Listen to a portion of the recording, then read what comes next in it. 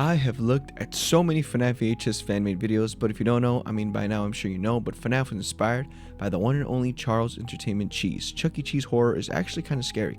Back in the day, Chuck E Cheese was very giant, and so was VHS, so this makes so much sense. In this video today, I'm going to be looking at this one, Chuck E Cheese Analog Horror, by a channel named Average Pie. Of course, the original video will be in the description, so go check it out for yourself. I'm going to be going over it, looking over its details, seeing its horror, appreciating it, and its many different elements. Okay, let's not waste any more time. Charles is waiting. The video begins with an employee training tape. We get a brief explanation on the company's beginnings. We see old photos of the old animatronics. We see the old arcade room along with the rest of the pizzeria. As the voice continues, it says that the company was saved by a man named Adam who introduced a new type of technology to further improve the company and save it. We continue the tape and move on to its disposing of old animatronics segment. We transition to the old animatronics are instructed to strip down this old animatronic and ship it off to its new owner, which is kind of weird.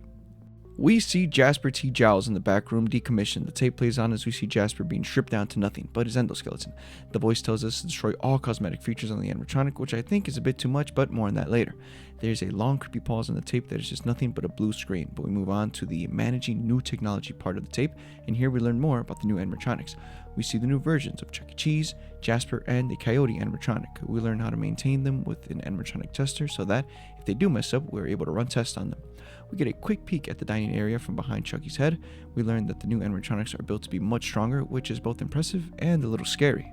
A computer screen is shown to demonstrate the test process. This will be important in a little bit, but finally we reach the conclusion part of the training tape, and the voice over the tape reminds us once again that none of what we're learning here would be possible if it wasn't for Adam. We see a picture of Adam and a couple of endoskeletons next to him. With this, the training tape ends. The video then takes a completely different turn. We transition back to "in conclusion," written in yellow, followed by a lot of words on screen that read, "Why do good people always die without a good cause?" In the background, we see many missing posters of kids. The words continue. Is it greed? Is it satisfaction? We continue to see just so many missing posters of kids. Or is it both? Then they end with, "Tell me, Adam, I need to know the truth." The tape cuts to static.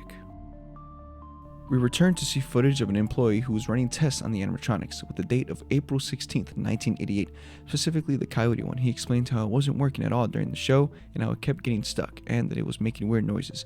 He then runs more tests and the animatronic now works perfectly fine. He also talks about how he thinks it's weird that Adam is always wearing the old Chuck E. Cheese costume around the kids, creeping them out. He then continues to ask Adam about that night, and if he thinks about the kids who went missing. He then talks to those kids and tells them to come back, and that he hopes that they're safe, and we transition to a car driving off at the dead of night, blasting some really good music, this time with the date of April 12th, 1988.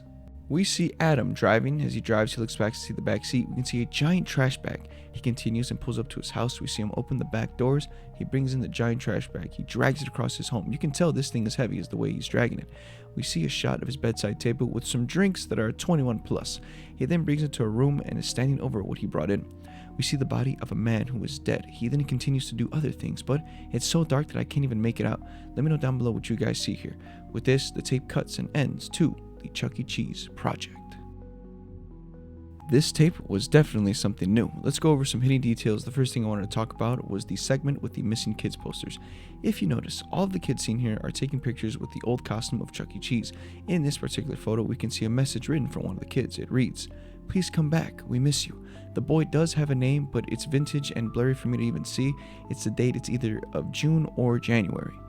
Obviously, it's Adam who's the one who's wearing the costume. As we know, when the employee was talking about how it's weird, is that Adam loves to wear the old suit around the kids, meaning he's the one behind the disappearances.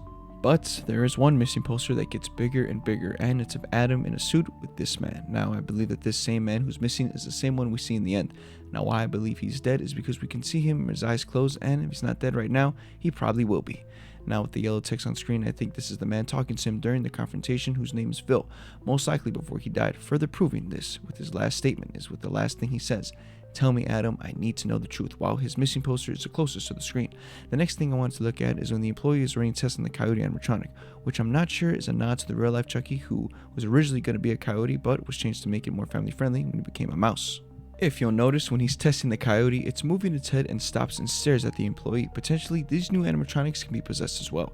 But when the employee was talking about how the Coyote was acting weird, I believe this is due to a missing child who's probably stuffed inside the animatronic. He then says the following: Hey Adam, ever since that night, do you ever think about Phil and the other missing kids? What if he didn't get away? What if something happened to him? Or worse? And that transition is something that I just can't get over. It was really cool. It almost felt cinematic in a way where we see the villain showing off doing something crazy with some really good music playing in the background. Really nice. But why go after Phil? That's something that seems to be unanswered. Hopefully we understand the relationship Adam had with the owners and the employees later on in the future. Finally, if you look at the date in the employees VHS video, it's April 16th, 1988. When we see Adam driving, that takes place on April 12th, 1988, meaning that Phil, in any dispute that has happened, already has been missing for 4 days. I also wanted to give my own thoughts and reviews on this tape. I thought that it was really well made, that the details and the sound design is really cool. The ambiance of the whole thing was awesome. I also like the incorporation of music. It fits really well with the end segment of the tape was probably my favorite. Seeing Adam go from his car to his house, I also really like how scary and giant the new Chucky looks. I mean, he looks like a Goliath compared to the others. I hope that this turns into a new series. I think there's a lot of potential here, and I will definitely keep an eye out for this. If it does, I think I'll learn more about Adam and his evil doings and how the missing kids and with Phil. I would also like to see how the company was before Adam joined, plus looking at the pizzeria in the POV of a night guard would be really cool. Let me know down below what you guys would like to see in this series. I want to say thank you all so much for watching. Let me know down below what you guys thought. Also, please check out the original video, link in the description. Also, please consider checking out some other videos. Thank you for the recent channel support. We have made a lot of growth this year, and I am so thankful. So once again, thank you all so much. Thank you. Also, please consider liking, subscribing, and I'll see you in the next one. Peace out.